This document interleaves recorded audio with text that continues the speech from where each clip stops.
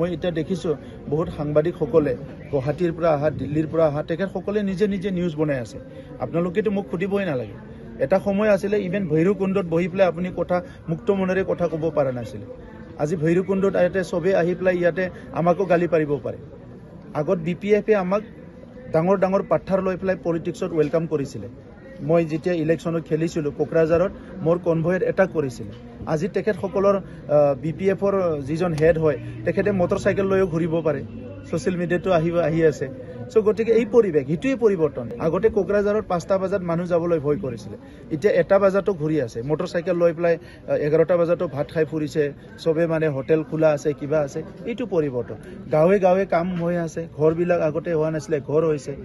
ৰাস্তাবিলাক হোৱা নাছিলে ৰাস্তা হৈছে এতিয়া বিপিএফে কিছুমান দলং ফটো মাৰি দিয়ে এই দলংটো ইউপিপিএলে কৰা নাই বুলি তাৰ মানে কি বিপিএফৰ দিন হৈছিল নেকি বিপিএফৰ হোৱা দলংটো 3 বছৰত ভাঙি নাযায় নহয় পাকি দলংটো কোনবা ৰাস্তাটো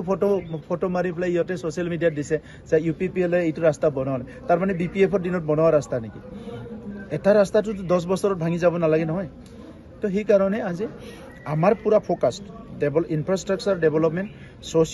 সোশিয়াল ষ্টেবিলিটি জাতি জনগোষ্ঠীৰ মাজৰ সমন্বয় শান্তি সমন্বয় নিৰাপত্তা উন্নয়ন আৰু সকলো জাতি জনগোষ্ঠীয়ে নিজৰ নিজৰ অস্তিত্ব ভাষা সংস্কৃতি লৈ জীয়াই থাকিব পৰা এটা পৰিবেশ আমি গঢ়িছো আৰু এই যি কাম কৰিছো এইটো নিজৰ আত্মাৰ পৰা কৰিছো ওপৰত ৰাজনৈতিক ধান্দা কৰি ভোটৰ ধান্দা কৰি একো কাম কৰা নাই যি কৰিছো নিজৰ দাদা ভাই বুলি নিজৰ মানুহ বুলি কিবা কিঞ্চিত কৰিব পাৰিছো একদম নিজৰ মনৰ পৰা আত্মাৰ পৰা চিন্তা কৰি কামটো কৰিছো